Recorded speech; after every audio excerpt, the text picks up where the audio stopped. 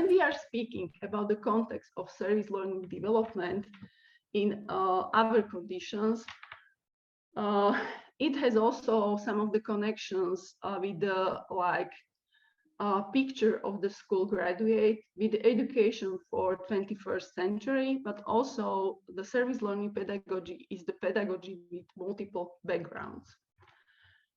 Always when I have the presentation, for example, for the management of the institutions or management of the university, and they are asking like me why we should develop the service learning in our school or in our university, I'm always taking this picture of the who do you want to be or who do you want to educate as a school graduate, as a university graduate. And we have this picture of perfect professional with general and specific knowledge and skills. This is something that we want to have at the university, but also at many secondary schools. But we wish also to have the school graduate who is a human and who is the active citizen. And in many educational institutions, we think that we know how to educate perfect professional with general and specific skills and knowledge. And we think that to educate human and active citizens, it is happening automatically in our institutions. And we just think that, okay, just to be the university student or to be the secondary school students, we will have also people who are empathic, who see the problems in the community and who are able also to engage. But it doesn't happen automatically.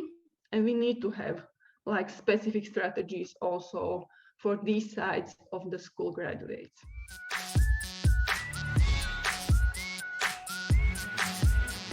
So there are two big trends, large trends in volunteering that are hindering the laws or are blocked by laws. The first trend is what we call the third-party involvement. So the service learning is a beautiful example of a third-party involvement. Traditionally, you have two parties, the volunteer and the volunteer involving organization. But in the new trend is that there is a third party in between. Might be the company in corporate volunteering, might be the school in service learning, might be national days of service, might be family volunteering or single volunteering or green room gymnastics. So there is a kind of theme or organization in between. And that's a complicated question for legal perspective. Do we still call it volunteering if the company is involved? What does it mean for your legal status? If you are protected, for example, in the US, if you give a counseling advice as a volunteer, in many cases you're legally protected because you are a volunteer. But what happens if you give a counseling advice as service learning? And we don't call it volunteers or as corporate volunteering.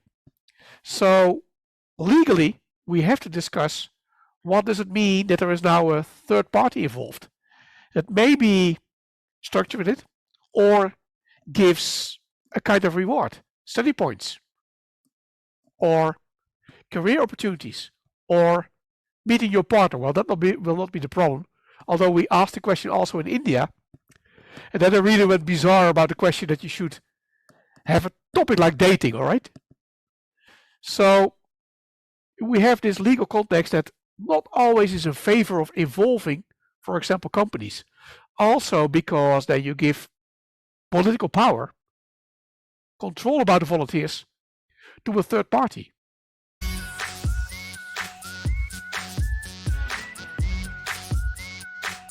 So I'll start with the process of getting a strategy. And it's something we've been working on for years and years and years. And I think what finally did it, we persuaded them, I think, with 3 arguments. And it was definitely us pushing it, and we kept on pushing for it.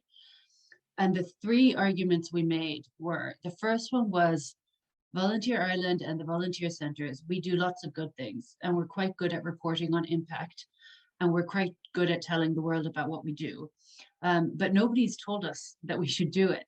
And so we kind of felt that there needs to be, we need you to tell us, we need to agree what you want from us so that we can then report against that, as opposed to just now, we're doing stuff, we think it's good, but nobody told us to do it. So we kind of pitched it that way. The second argument was that there are many challenges facing volunteering. So volunteering in Ireland is quite high, according to that British Charities Aid Foundation annual survey of volunteering. It's the highest in Europe, the 10th highest in the world. So one could say, well, what's the problem? Why do you need a strategy if everything's so great in volunteering in Ireland? And the argument we made, and we probably laid it on pretty thick, as in, we might have exaggerated it, is that there are many challenges facing volunteering.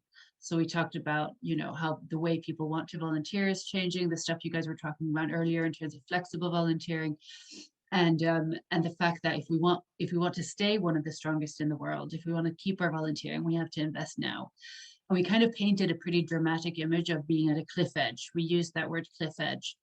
And to be honest, I do think it's a challenge, but I don't know how big of a challenge it is. And we definitely use that to make our argument. And in Ireland, I know it's different in different European countries, but in Ireland, a huge amount of public services are reliant on volunteers, and volunteering, like it or not, saves the government an enormous amount of money. So we also made the argument that in 10 or 20 years or 15 years or whatever it is, or 50 years, when there aren't as many volunteers, that's going to leave the government with a huge problem, financial problem.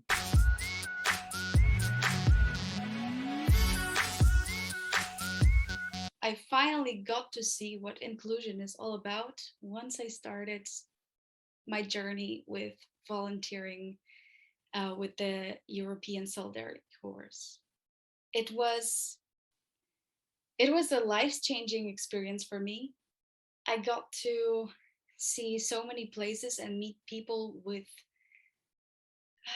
completely different opinions, completely different beliefs, yet we managed to make it work. I was working with an organization in Antwerp, Belgium, which aim of is to work, help, and live with people with learning disabilities. It's easy. I have a disability myself. They have a disability. It's probably nothing easy, nothing difficult to make it work, right? Oh, how wrong was I? It was a hell of a process. It was a really long process to make it work, but none of us would give up. Even the language barrier, which we all experienced at the very beginning, because I didn't know Dutch at all. Well, I got some basics, obviously, because I kind of wanted to prepare and at least know how to say hello, all those polite sentences, and not only that, but I just wanted to communicate. And they even tried to learn my language, which is Polish, and that was beyond sweet.